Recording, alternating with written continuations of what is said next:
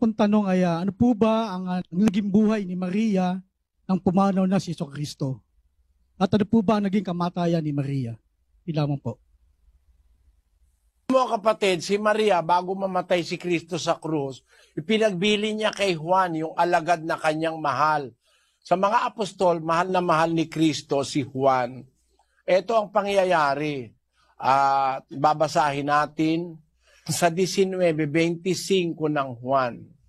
Ang mga bagay ngang ito ay ginawa ng mga kawal. Datapwat na nga katayo sa piling ng krus ni Jesus ang kanyang ina at ang kapatid ng kanyang ina na si Maria na asawa ni Cleopas at si Maria Magdalena.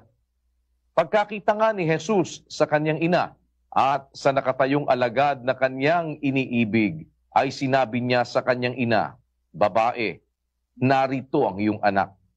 Nang magkagayoy sinabi niya sa alagad, "Narito ang iyong ina."